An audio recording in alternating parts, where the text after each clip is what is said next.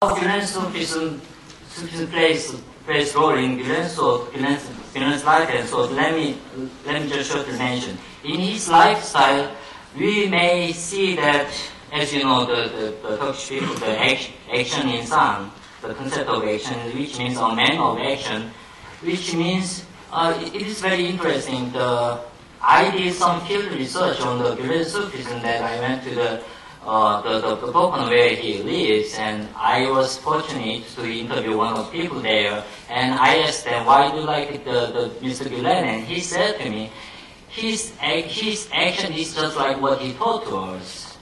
That's like once he taught them the little sleep or something like that, then he did actually by himself, and he does. That's why he likes.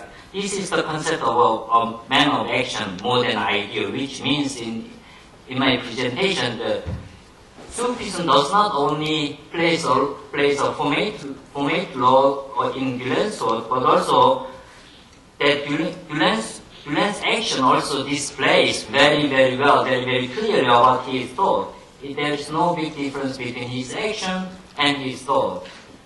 And in the same sense, his Sufism, his idea of Sufism and his practice of kind of Sufi spirituality.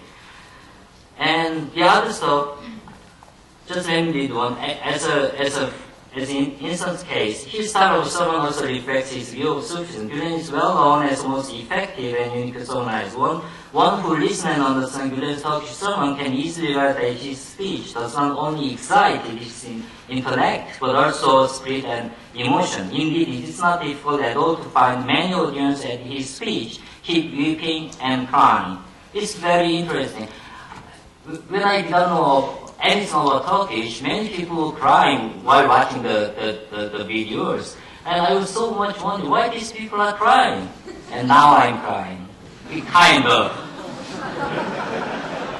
This reflects and represents, in the academic sense, I think this is my main argument on the Arif dimension, which is not different from Alim dimension. Alim means refers to the kind of intellectual. Arif means more to Sufi, within Sufi boundary. It's now get knowledge from something. I cannot say this topic for another paper, so we'll have to wait till the next Congress to see what the answer is. Then we move to the Fontenot's paper.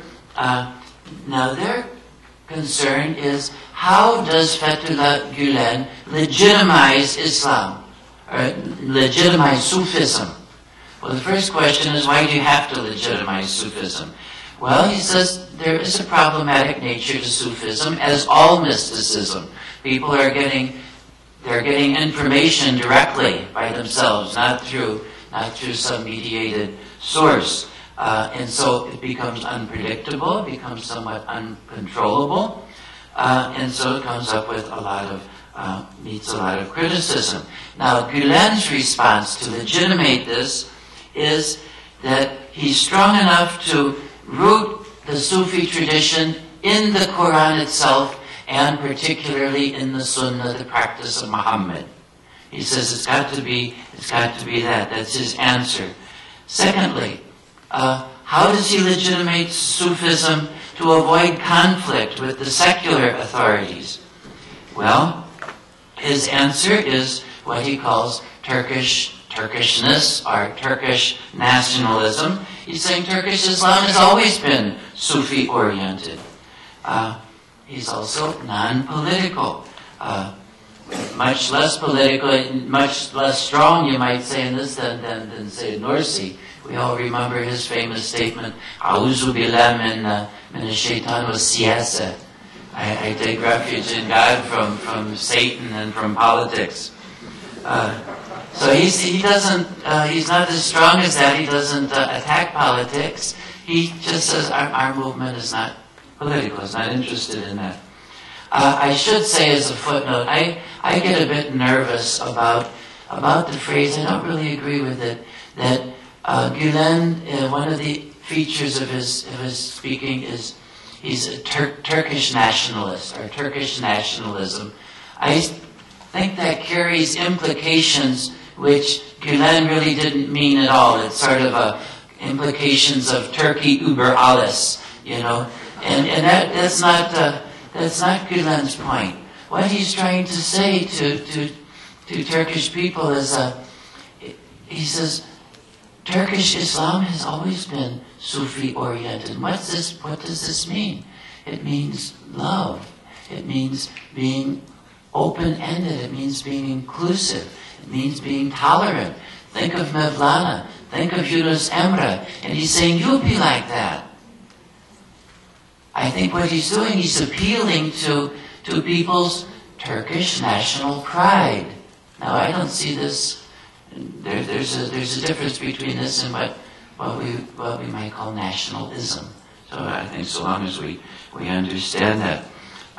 So there's that. Then he tries to. So he's non-political and he roots it in the Turkish experience, but then tries to make it international. So we get the development to dialogue, love, being international, etc. And then thirdly, Gülen tries to legitimize Sufism by eliminating the tension between religion and science. So he sees the universe as a big textbook. Study the universe, study creation, and you'll learn about the Creator. That's the point. Why education? He gives as his reason, education guides life, and it works for human betterment, and therefore means glorifying the Creator. So he gives a very good basis for this commitment or motivation for education in his thinking. And then the Fontenot's sum up.